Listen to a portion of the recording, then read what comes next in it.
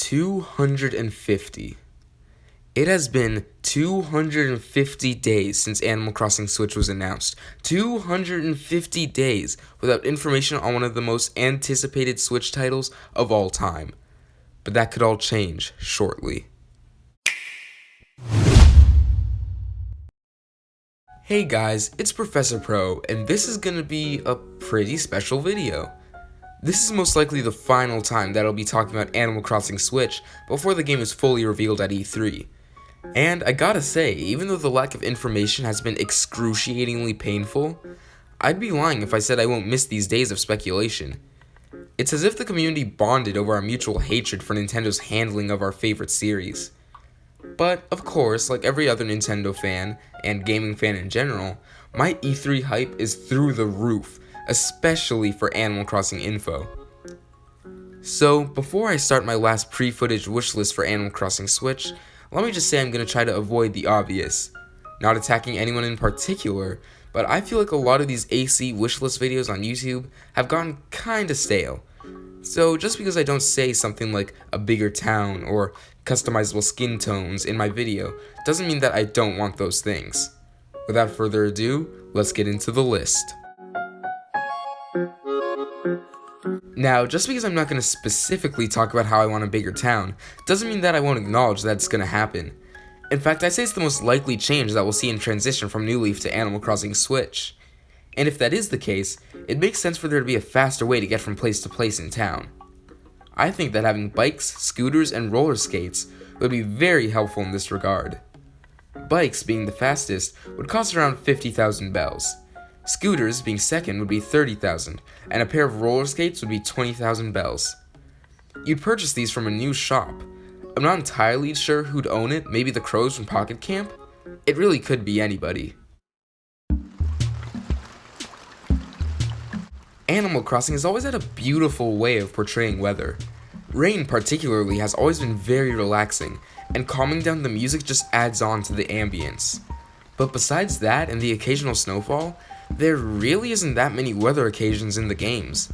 Now, don't get me wrong, I'm not saying I want a full-on tornado warning in my Animal Crossing game, but it'd be nice to have some variety. Maybe some windy days where the animals could fly kites and balloon presents soar faster. Or stormy days where you can see lightning in the sky and animals would stay in their houses for longer. Things like this would go a long way to make Animal Crossing Switch feel even more lifelike. And with the Switch's HD graphics, things like this could look downright gorgeous. Just look at how well Breath of the Wild handles weather. Okay, I'll be honest with you guys, this one isn't a full-fledged idea yet, but Animal Crossing Switch is coming out soon and I had to hurry things up. What if, using the Switch's built-in clock and date, there was some sort of Rossetti-like animal that could tell when you were time traveling and would scold you for it? It's not much, but at least it could push people away from doing such a thing. The animal could even have a cool futuristic design. I'd definitely be cool with that. Here's a question for you guys. Are there really that many differences between seasons in Animal Crossing? I mean, sure, you've got different holidays and events in certain months, and the bugs and fish change per season, but besides that, you've pretty much got the standard routine throughout the entire year. So I think that freezing over the lake and ocean would be a great way to add some diverse traits to winter.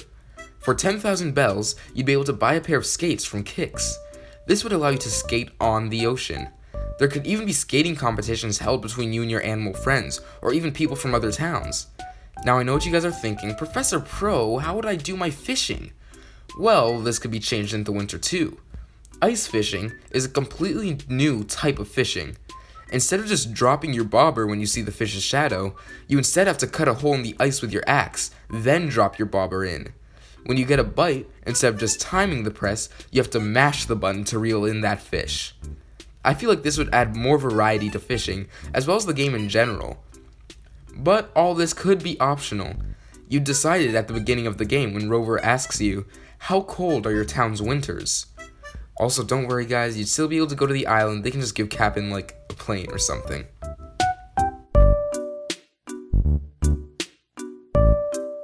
The undisputed most addictive part of Animal Crossing is the day-to-day gameplay. You all know what I'm talking about, catching bugs, reeling in fish, digging up fossils, that sort of thing. But adding in a couple mini-games wouldn't hurt. That's where the arcade comes in. It'd be a new public works project costing around 400,000 bells. Yeah, I know, that's expensive. Basically, it'd be one huge minigame paradise. Nothing too complex. I wouldn't expect anything like Desert Island Escape, more like things on the scale of Squid Jump from Splatoon. Once you lose the game, you can submit your score to the internet and see how you rank against the world's best. There could also be 2-player minigames that you could play against a friend. Each game would require tokens, being 100 bells each. Tokens can be earned in 3 ways. 1, straight up buying them, 2, beating your animals at certain games, or 3, getting a new record on one of the arcade machines. I think it'd also be cool if you could unlock other machines the longer you have the building. This could be such a fun addition to the game and would be really interactive, something most public works projects lack. This feature would be less of a necessity and more of just a nice thing to have.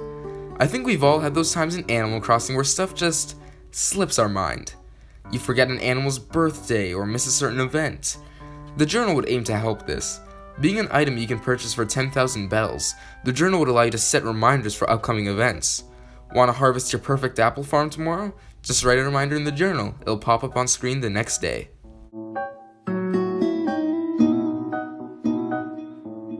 The museum has to be one of my favorite buildings in the Animal Crossing games. Walking through the exhibits gives off such a relaxing vibe that, in my eyes, can't be replicated by any other establishment. But there's never been more than 4 sections, being bugs, fish/underwater creatures, fossils, and art. But I think it's time to add a 5th group, artifacts. My main inspiration comes from Stardew Valley, in which you can dig up just about anything, from old statues to rare gems, and give them to the museum in the artifacts section. I think an artifact section in the Blathers Museum would be an excellent addition. Finding artifacts in the ground or while diving in the sea would be tons of fun.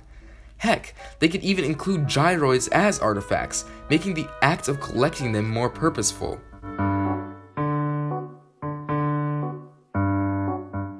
Now, if you saw my original Animal Crossing Switch wishlist, you know that I like the idea of having an online hub where you, your friends, strangers, and animals could hang out.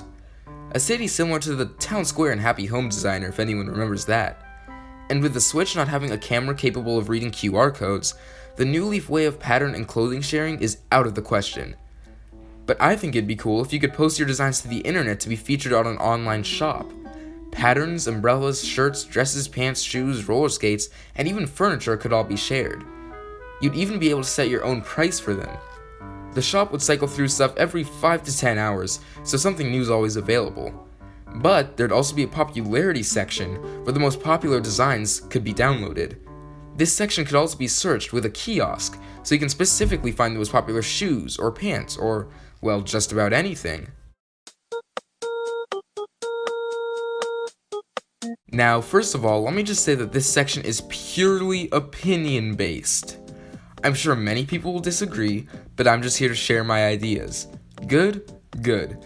I'm not a fan of amiibo cards, at least not the way they currently function. If you've seen my last Animal Crossing video, you're aware of this. However, in that video, I was specifically talking about my version of the game. I wouldn't want them completely excluded from Animal Crossing Switch because I understand that many people paid a lot of money for them. I can understand why some people were upset with what I said in my previous video, as I didn't give any of my ideas for how to fix amiibo cards. That being said, if it were up to me personally, here's how I'd change them. I'd make it so that instead of the animal coming directly to live in your town, they'd come to the campground like the special animals would. Once you go greet the animal, they can still give you some sort of present, meow coupons, furniture, arcade tokens, etc. Or, if they like you enough, you can become pen pals. Like I said in a previous video, becoming pen pals with an animal would allow you to keep up a weekly string of letters, even from another town. Eventually, you'd even be able to convince them to move in. But Professor Pro, you're restricting others from their own choice just because you don't want something. Well, yeah, it'd be selfish if I was creating the game like this, but I'm not. As a side note, I'd also remove the RVs and the holiday animals from the campground if it was up to me. I never really felt like the RVs fit the Animal Crossing environment, but I know I'm way in the minority there. I'd personally like it more if each special villager had a cool looking tent that was unique to them. As for the holiday animals, I personally feel like it takes away from the magic of seeing them on their holiday. Toy Day is my favorite holiday in the game, but it's not as special if I've already seen Jingle 3 times in July. I would also combine the campground and the campsite, since they would essentially have an identical purpose with my modifications. Ordinances were one of the best additions in New Leaf, in my opinion, but I feel like there's so much untapped potential with them. There are only 4 ordinances in the game: Beautiful Town, Early Bird, Night Owl, and Bell Boom. These all had a distinct trait to them which made them unique, but why not add some more? P.S. I tried to give these all names and they sound terrible, so bear with me. The Dough Diminish ordinance would essentially be the opposite of Bell Boom. Instead of having the price of everything increase along with your own sales, the price of everything would drop. The Fruitful Town ordinance would allow trees and bushes to grow up to 5 pieces of fruit instead of the usual 3. The chances of perfect fruit growing in the place of regular is also increased, and you gain the ability to grow perfect fruit that isn't native to your town. The Miner's Gem ordinance would allow animals to dig for fossils and artifacts themselves, and even submit some to the museum. The amount of ores and fossils that spawn in your town would also increase. Animals would be more inclined to give you fossils in trade, along with selling some themselves. This ordinance would also give you the ability to remove rocks from your town using a golden shovel. However, the number of rocks could never drop below a certain number. The Good Luck ordinance is exactly what it sounds like. It increases your luck for everything you do. Adding more ordinances to Animal Crossing Switch seems like such an easy thing to do, but would impact the game so much. The Animal Crossing series has always had incredible music. Every game's hourly soundtrack is amazing in its own way, so I have no doubt that the Switch's game's soundtrack will be just as good. But I feel like seasonal editions of the soundtrack could diversify it even further from the other titles. They won't have to change much, just add different instrumentation of the songs for different seasons. Summer uses more violin, while winter has more of a piano vibe, for example. Small things like this would go a long way to give the different seasons more distinct feels. This idea isn't much. I just like it if Animal Crossing Switch used HD Rumble in creative and interesting ways. Maybe let us feel the bite of a fish while fishing, or feel the trickle of the raindrops on our umbrella during a storm. This would add a bunch more immersion to the game, so I really hope they add it. Anyways guys, that's about it for this video. Soon we'll all be basking in the glory of Animal Crossing Switch footage, and I cannot wait. Why don't you guys leave some of your ideas in the comments? I'd love to hear them. Professor Pro, out.